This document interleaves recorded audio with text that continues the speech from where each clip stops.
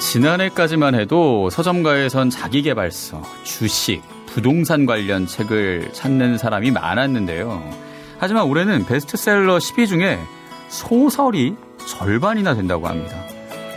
이게 경기가 계속 어려우면서 사람들 관심이 조금 바뀐 것도 있겠지만 팍팍한 삶으로 지친 마음, 이걸 또 다른 얘기로 위로받고 싶어하는 사람들이 늘어난 거 아닌가, 이런 해석을 하기도 하는데, 자, 그렇다면 오늘 만나는 책으로 우리는 어떤 얘기를 듣고 어떻게 위로를 받을 수 있을까요? 신부의 책장.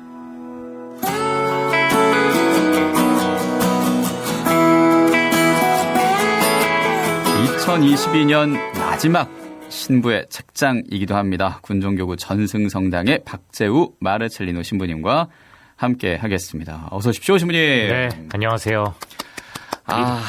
정말 시간이 금방 흘러서 네. 2022년 마지막 신부의 책장이기도 하고 성탄이 얼마 안 남았습니다. 그래요.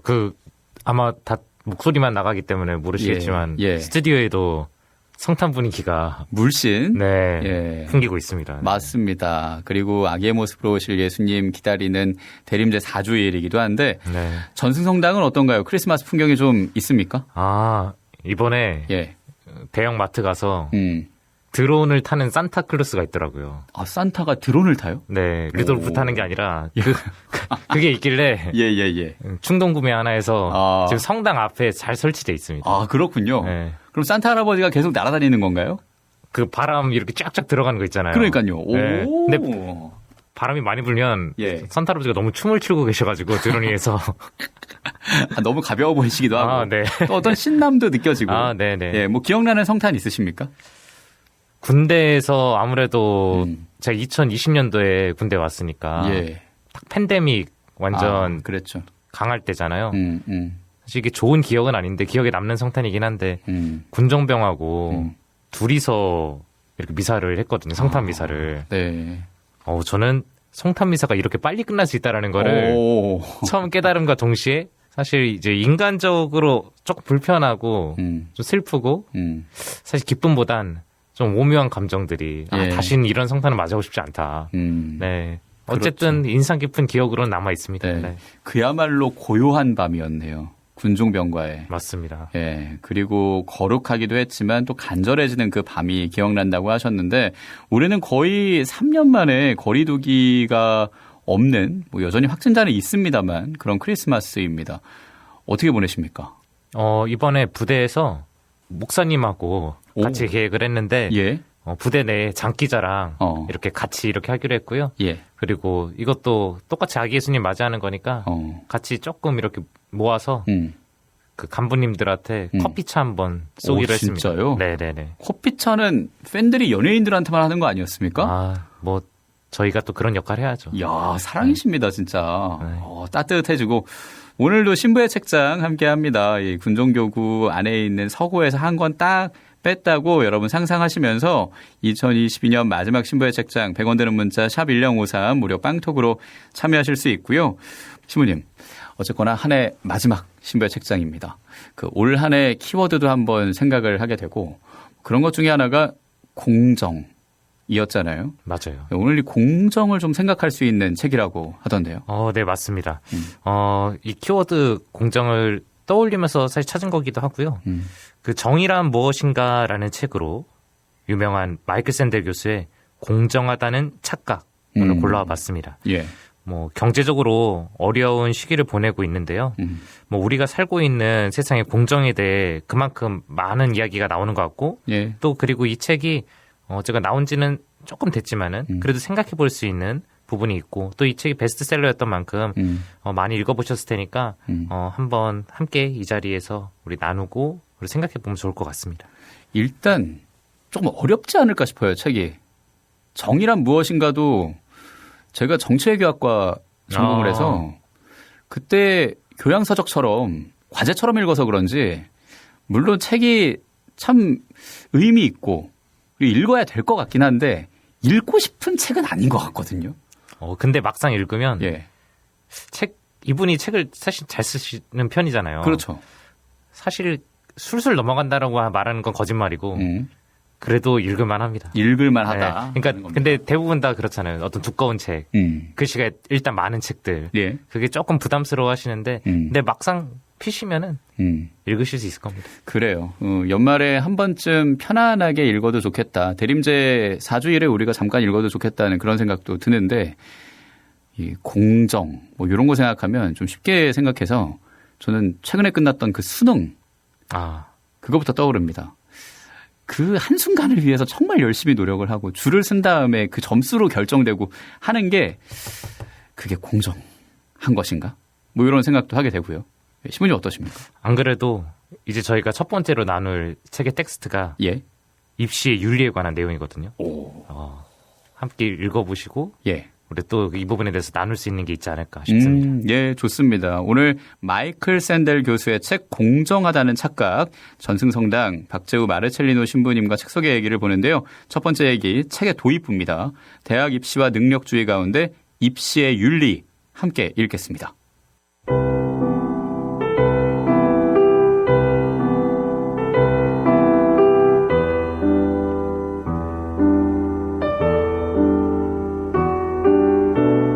실력대로라고? 사실 실력은 경제적 우위와 구별해서 보기가 어렵다. 사트처럼 표준화된 시험은 그 자체로 능력주의를 의미하며 따라서 경제적으로 가장 어려운 배경을 가진 학생이라 할지라도 지적인 장래성을 보일 수 있는 시스템이라고 여겨진다.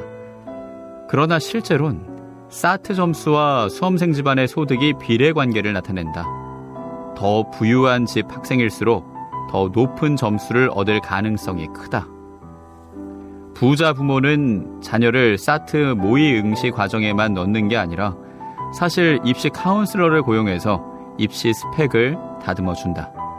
또한 무용, 음악 레슨을 받게 해주고 펜싱, 스쿼시, 골프, 테니스, 조정, 라크로스, 요트 등의 엘리트 체육을 익히게 해준다.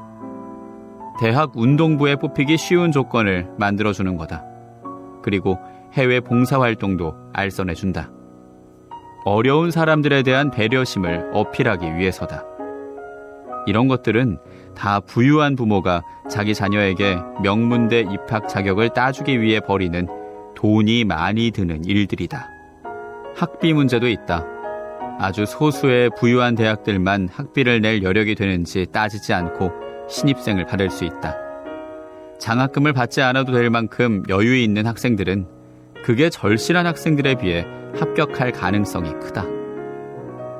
입시 문제에 사회가 목을 매는 현상은 최근 수십 년 동안 점점 불평등이 늘어난 데서 기원한다. 누가 어디다 발을 들여놓느냐에 의해 전보다 훨씬 많은 게 결정되는 세상이다. 가장 부유한 10%가 나머지의 몫을 빼앗아감에 따라 명문대에 들어갈 경우 기대할 수 있는 건 더 커졌다. 50년 전 대학 입학은 그렇게 큰 의미를 갖지 않았다. 4년제 대학에 들어가는 미국인은 5명 가운데 1명도 되지 않았고 진학자들도 대체로 집에서 가까운 대학을 선호했다. 오늘날에 비하면 대학 서열은 별로 중요하지 않았다. 그러나 불평등이 늘면서 또한 학사학위 소지자와 비소지자 사이의 소득 격차가 벌어지면서 대학은 매우 중요한 문제가 돼버렸다. 어느 대학에 들어가느냐 역시 중요해졌다.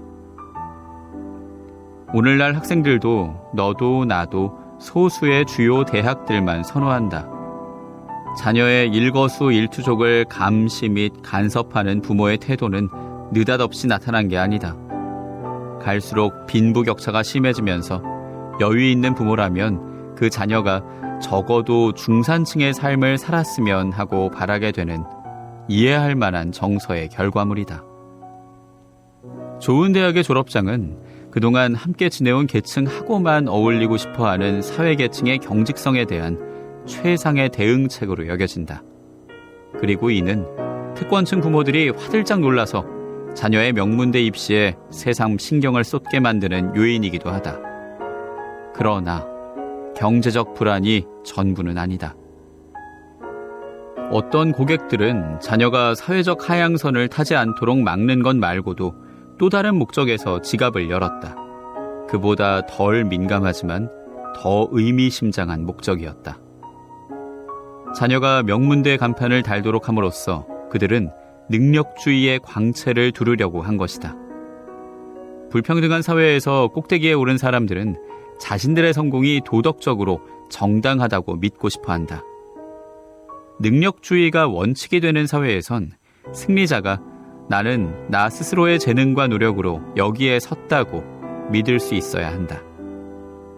역설적으로 이게 바로 입시 부정 학부모들이 자녀에게 선물하고 싶었던 것이었다. 그들이 단지 자녀에게 부를 물려줄 마음뿐이었다면 신탁 기금 등을 포함한 재물을 주면 그만이었을 것이다. 그러나 그들은 뭔가 다른 걸 원했다. 명문대 간판이 줄 수 있는 능력의 지표 말이다.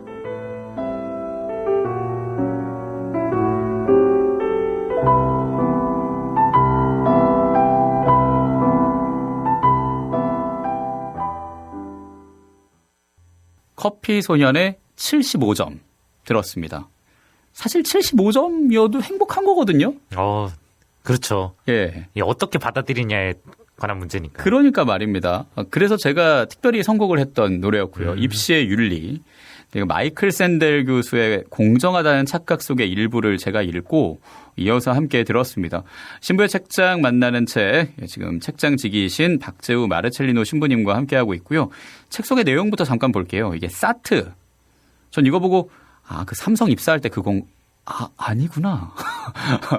라는 생각도 하게 됐거든요. 이게 미국의 시험이고 한국의 수능 시험 같은 거잖아요.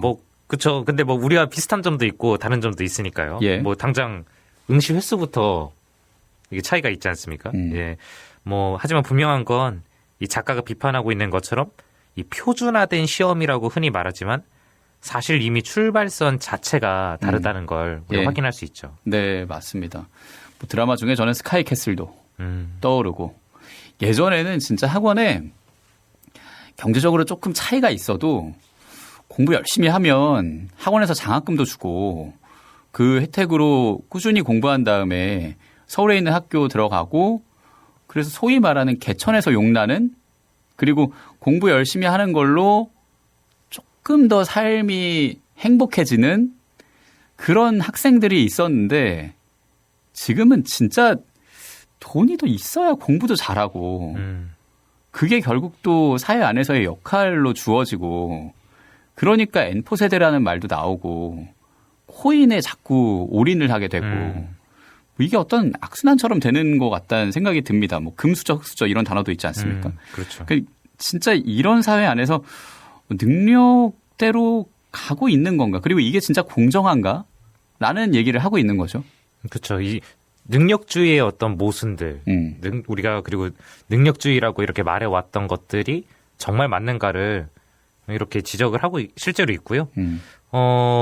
작가가 이렇게 말하는 것처럼 그러니까 이 능력주의를 믿고 있던 수많은 사람들이 내 힘으로 다 이뤘어 라고 이렇게 말을 하고 있고 다 하고 싶지만 근데 사실 이 시스템 안에서 이미 어떤 한계들이 있고 그런 것들을 계속 대물림하고 있다라는 걸 계속해서 오늘의 책에서도 말하고 있는 거거든요. 예, 맞습니다.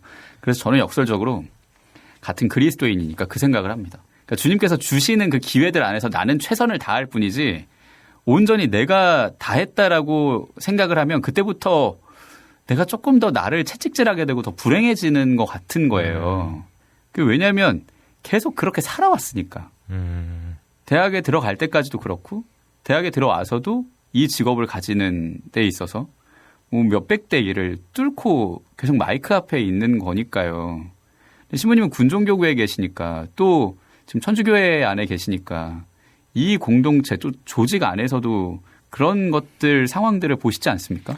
그렇죠. 사실 근데 군대, 교회, 우리 지금 앞에서 읽었던 어떤 교육제도 그리고 방금 말씀하셨던 어떤 우리 회사 안에서의 그런 것들 사실 이런 전반적인 모든 곳에서 이 능력주의의 문제에서 자유로울 수 있는가라고 했을 때 사실 이미 너무나도 깊이 들어와 있고 그런 거에서 자유롭기도 진짜 쉽지 않고 당장 어떤 임무나 좋은 결과물이 되었을 때 나의 능력으로 이룬 것이다 라고 생각하는 사람도 많고 평가하는 사람들도 어떤 종합적인 무엇이나 그 안에서 존재하는 우연성 같은 걸 이렇게 보기보단 그냥 그 사람이 이룬 딱 그거 하나만을 평가하는 경우가 얼마나 많은지 우리가 다 알고 있잖아요. 그렇죠. 예, 그리고 또 그 사람이 얻은 어떤 좋은 출발점 때문에 다른 사람보다 수월하게 할 수 있었던 어떤 상황들에 대해서도 생각하지 않는 경우가 참 많지 않습니까? 예, 이 능력주의의 어두운 면은 사실 우리 현대사회 안에서 어디서든 사실 볼 수 있는 것 같아요. 맞아요. 그래서 그게 진짜 공정한 건가라는 생각도 하게 되고. 맞아요. 그러니까 쉽게 얘기해서 좀 부유한 부모님 사이에서 태어난 아이와 조금 경제적인 도움이 필요한 부모님이나 아니면은 부모님 없이 태어난 아이의 성장 과정은 다르고, 근데 그 안에서도 열심히 노력을 하고 있는 아이도 있고 학생도 있을 거니까 그런 학생들을 우리가 좀 돌아봐야 된다라는 생각도 저는 듭니다. 그게 또 교회의 역할 아니겠습니까? 맞아요. 그러니까 출발점이 다른 사람들을 우리가 살피는 거 당연히 중요하고, 예. 그리고 또 여기에 조금 잔인해 보일 수 있는 말일 수도 있지만 어쨌거나 그렇게 다른 출발선을 가지고 있는 사람들, 그러니까 뒤에 있는 사람들의 어떤 노력과 어떤 다양한 어떤 상황들 안에서 스스로 노력해서 뭔가 결과를 이뤘을 때, 근데 여기에도 사실 나의 노력으로 됐어가 아니라 여기도 우연성이 존재할 수 있다라는 걸 여기서 또 말을 하고 있는 거죠. 예. 어떤 그 상황들, 포인트들이. 그러니까요. 뭐 그런 내용들이 영화나 드라마에도 나오지 않습니까? 많죠. 예. 우리 뭐 최근에 우리 방영되었던 그 재벌집의 그 막내 아드님, 뭐 거기에도 그런 걸 생각할 수 있는 부분들이 나오고, 예. 또 조금 됐지만은 그 야구를 다뤘던, 스토브리그. 네, 예. 스토브리그 안에서도 그 명대사 있지 않습니까? 3루타를 친 적도 없는데 3루에 있었다는 걸로 자신을 바라보면서 내가 3루타를 친 줄 시작부터 아는 사람들이 있다. 뭐 이런 것들. 여러 가지 어쨌거나 성찰할 수 있는 그런 소스들을 요즘 많이 던지고 있는 것 같아요. 예, 맞습니다. 3루타를 치지도 않았는데 태어나자마자 3루에 있었다. 저도 그런 느낌이 들어요.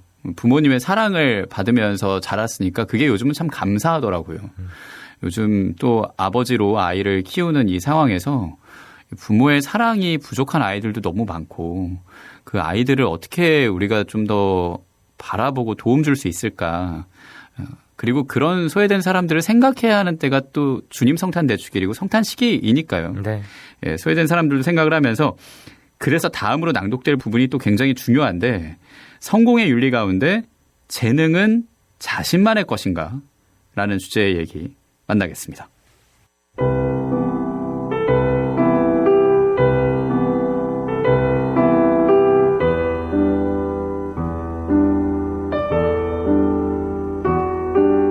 요즘 공론장에서 유독 눈에 띄는 사회적 상승 담론을 돌이켜보자. 정치인들은 아무리 보잘것없는 배경의 사람이라도 자기 재능과 노력이 허용하는 한 상승할 수 있게 해줘야 한다고 말한다. 그러나 대체 왜 그렇게 해야 할까? 우리의 재능이 우리 운명을 결정해야 하며, 따라서 그에 따른 보상은 당연히 누릴 자격이 있다고 믿어야만 하는 것일까? 이 가정에 의문을 제기할 두 가지 이유가 있다. 첫째, 내가 이런저런 재능을 갖게 된 건 내 노력이 아니라 행운의 결과다. 그리고 행운에 따른 혜택은 내가 당연히 보장된다고 할 수 없다. 능력주의는 내가 부잣집에 태어났다고 해서 혜택을 누릴 당연한 자격은 없다고 한다. 그러면 다른 종류의 행운, 가령 특별한 재능을 갖고 태어났다거나 하는 건 다르게 봐야 하는가? 내가 만약 복권을 사서 100만 달러에 당첨됐다면 나는 그 행운에 기뻐할 것이다. 그러나 그렇게 노다지를 얻었다고 해서 그게 내 능력의 성과라고 주장한다면 어리석게 들릴 것이다. 마찬가지로 내가 복권을 샀는데 꽝이었다면 나는 실망하겠지만 내가 당연히 가져야 할 걸 놓쳤다며 불평하진 않을 것이다. 두 번째로, 내가 재능을 후하게 보상하는 사회에 산다면 그것 역시 우연이며 내 능력에 따른 당연한 결과라고 주장할 수 없단 것이다. 이 또한 행운의 결과이기 때문이다.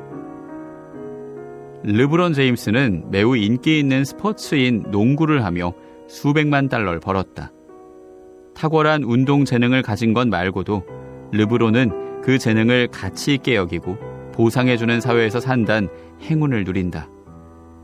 그가 잘할 수 있는 스포츠를 좋아하는 사람이 많은 사회에 살고 있음은 그가 노력한 결과가 아니다. 가령 르네상스 시대의 피렌체처럼 농구 선수가 아닌 프레스코 화가가 각광을 받던 사회에 태어났다면 어땠을까? 능력주의 신념의 매력 대부분은 우리 성공은 우리 몫이란 생각으로 이루어져 있다. 경제판이 평평한 운동장이며 특권이나 편견에 영향받지 않는 한 우린 우리 운명에 전적으로 책임져야 한다. 우린 우리 능력에 따라 성공하거나 실패한다. 우린 우리가 받아 마땅한 걸 받는다. 이건 해방을 약속하는 것과 같다. 우리가 자수성가하는 인간, 운명의 설계자, 삶의 주인일 수 있다는 메시지를 주기 때문이다. 또한 도덕적으로도 만족스러울 듯하다. 각자에게 그 몫을 준다는 고전적인 정의에 경제가 응답한다고 여겨지기 때문이다. 그러나 우리의 재능이 노력의 결과가 아님을 인식하면 이런 자수성가의 그림이 복잡해진다. 그건 편견과 특권을 극복하는 것만으로도 정의로운 사회를 만들기에 충분하단 능력주의 신념에 회의를 가져온다. 우리 재능과 천분이 누군가에게 빚진 것이라면 유전이든 우연의 결과든 신의 선물이든 우리가 거기서 비롯된 혜택을 온전히 누릴 자격이 있다는 건 실수이자 자만일 것이다.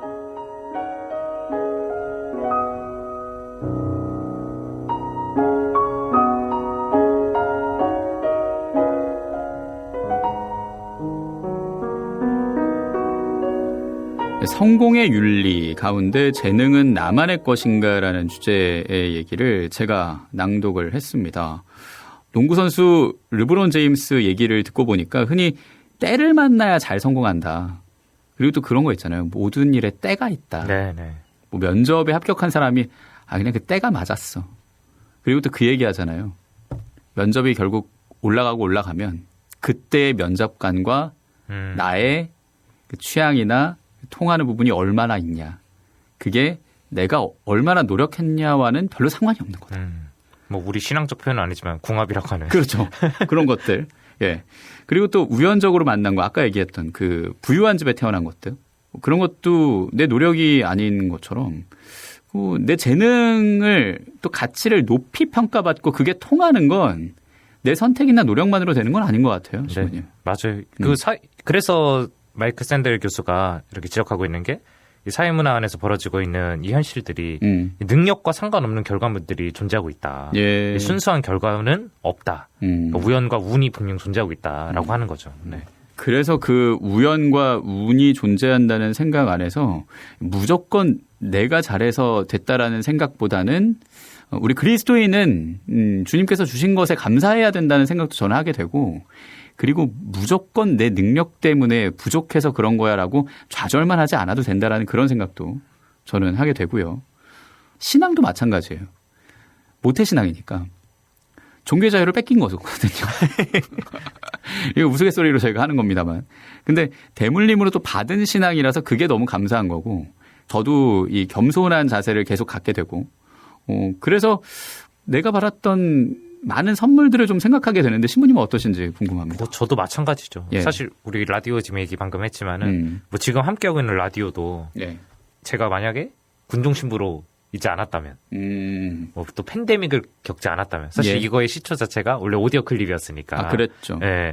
그리고 또 뭐 교구장 주교님을 포함해가지고 또 당시 교구장 신부님들이 허락하지 않았다면 뭐 이런 기타 상황들도 이렇게 존재하고. 그렇죠. 예, 그런 의미에서 능력주의가 기회의 평등성을 잘 반영하고 있는가라고 할 때 우리가 다시 또 물음표를 계속해서 던지게 되는 거죠. 맞습니다.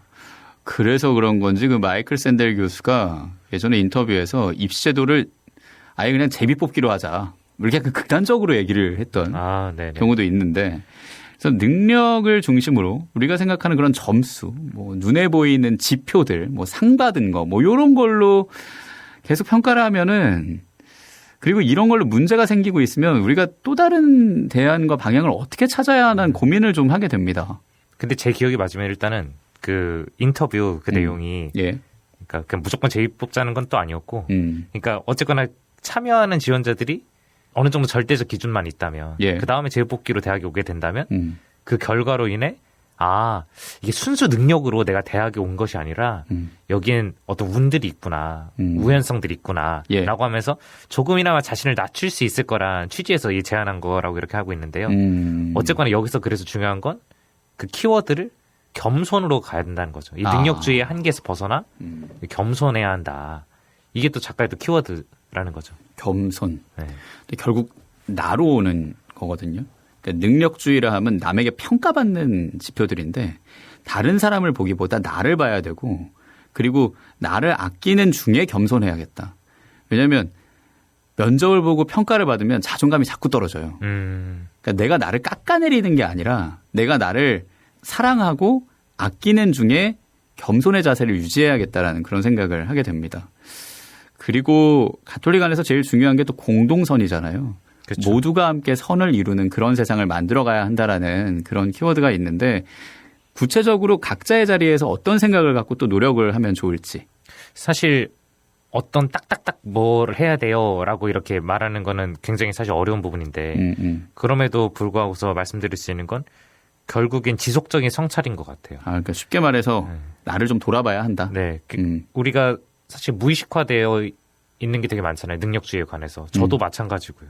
근데 생각해 보면은 우리 시장 원리에서 말하는 공정. 그러니까 사실 공정은 굉장히 우리가 이 사회가 많이 말을 하고 있지만은 우리 교회 내에서도 말을 하고 있지만 시장 원리에서의 공정과 또 교회론 안에서의 공정들, 하나님께서 생각하시는 공정이 사실 시장의 원리하고 일치하진 않거든요.